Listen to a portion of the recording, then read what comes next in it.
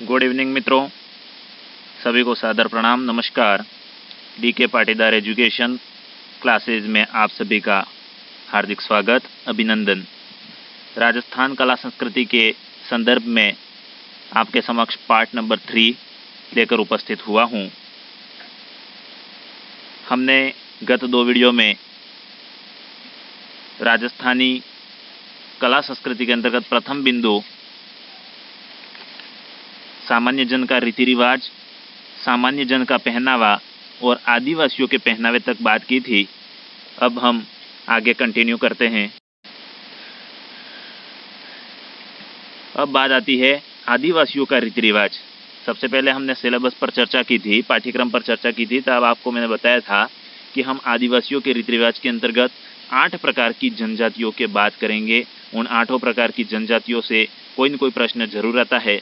8 जनजातियों की उत्पत्ति कहाँ से हुई है, उनका वर्तमान राजस्थान में क्षेत्र कहाँ पर है, कहाँ पर वह अपना जो है प्रादुर्भाव डाले हुए हैं, कौन कौन से उनके कुल देवता हुए हैं, कौन सी उनकी कुल देवियाँ है, किसमें कौन सी प्रथा जो है वह प्रचलित है।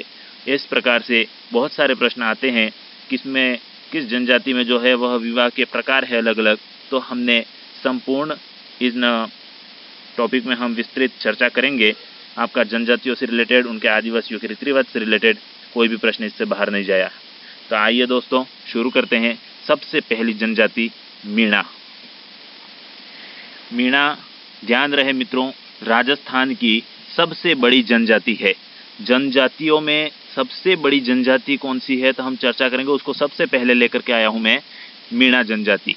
यह जनजातियों के संदर्भ में हम बात करें तो सर्वाधिक शिक्षित जनजाति है। सबसे शिक्षित जनजातियों में बात करें तो सबसे शिक्षित जनजाति कौन सी है तो मीणा जनजाति है मित्रों। इनका क्षेत्र कहाँ पर है, ये कहाँ कहाँ पर फैली हुई है, इनका वितरण जगह है वो कहाँ पर है राजस्थान के संदर्भ में मित्रों। तो यह जयपुर, सवाई माधोपुर, दौसा, करौली, डूंगरपुर, बांसवाड़ा, उदयपुर, प्रतापगढ़ और भरतपुर, इन 8 जिलों में यह जो है वह फैली हुई है। तो आपका इनका क्षेत्र ध्यान रखना है। जयपुर, सवाई माधोपुर, दौसा, करौली, डूंगरपुर, बांसवाड़ा, उदयपुर, प्रतापगढ़ और भरतपुर जो है वह किस जनजाति का प्रचलित क्षेत्र है तो आपको याद आना चाहिए मीणा जनजाति। मीणा शब्द की जो उत्पत्ति हुई है वह मीन शब्द से हुई है। मीन शब्द, मीणाओं का जो ग्रंथ है वह मीन पुराण है। ध्यान रहे, मीणाओं का जो ग्रंथ है वह मीन पुराण है। मुनि मगन स्वागर द्वारा रचित मीन पुराण ग्रंथ किस जनजाति का है तो दोस्तों मीणा जनजाति है। मीणाओं के देवता कौन है तो बूझ देवता। ध्यान रहे, मीणाओं के देवता कौन है तो बूझ देवता। लेकिन इनके इष्ट देव है वह गौतमेश्वर जी है। इष्ट देव कौन है तो गौतमेश्वर जी। प्रश्न आता है बहुत बार, भूरिया बाबा के नाम से पुकारने वाली कौन सी जनजाति जो गौतमेश्वर जी को भूरिया बाबा के नाम से पुकारती है, अर्थात अथवा भूरिया बाबा के नाम से प्रसिद्ध कौन से जो इष्ट देव है, जो इष्ट देव किस जनजाति के इष्ट देव हैं। किसी भी प्रकार से प्रश्न पूछे, हमें अपनी विषय वस्तु पर पकड़ होनी चाहिए। तो मित्रों मीणा जनजाति के इष्ट देव है गौतमेश्वर जी, जिनको ये भूरिया बाबा के नाम से पुकारते हैं। मीणाओं का जो मुखिया होता है वह पटेल होता है। अब याद रहे मित्रों, हम आगे भी 2 जनजातियां और पढ़ेंगे, उनका मुखिया भी पटेल होता है। तो आपको ध्यान रखना, कंजर और सांसी का मुखिया भी पटेल है।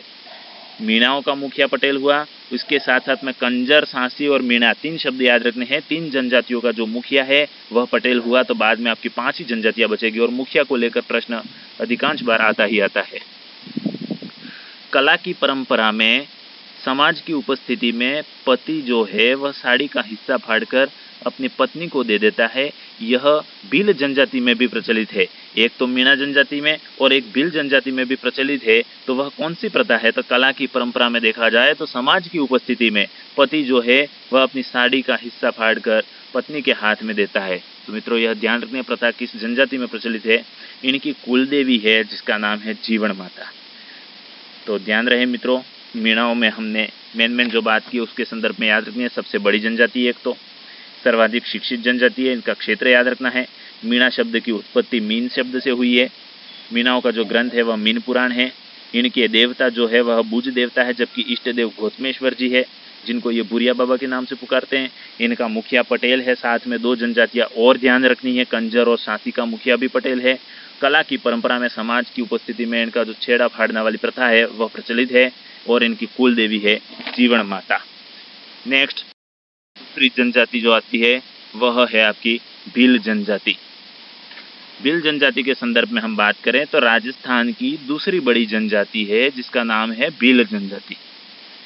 इनका क्षेत्र है तो हमारा उदयपुर संभाग जो है, उदयपुर संभाग के 6 जिले उदयपुर, डूंगरपुर, चित्तौड़, बांसवाड़ा, प्रतापगढ़ और राजसमंद, राजस्थान का दक्षिणतम जो क्षेत्र है वह किस जनजाति का बाहुल्य क्षेत्र है? तो आपको ध्यान रखना है भील जनजाति। भील शब्द की जो उत्पत्ति हुई है मित्रों, वह भील शब्द की उत्पत्ति द्रविड़ भाषा के भील शब्द से हुई है। भील शब्द की उत्पत्ति द्रविड़ भाषा के भील शब्द से हुई है, जिसका अर्थ होता है बाण चलाने वाला। प्रश्न आता है बाण चलाने वाला से याद आया कि तीर कमान किसका जो है शस्त्र है? तो आपको ध्यान रखना है भील जनजाति।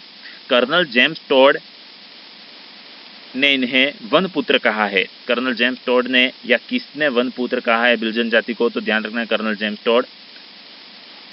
नेक्स्ट बात आती है भीलों के घर जो है वह कू कहलाते हैं।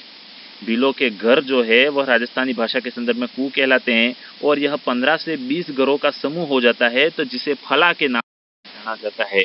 जबकि यह 12 फलों का समूह हो जाता है तो इसे पाल कहते हैं।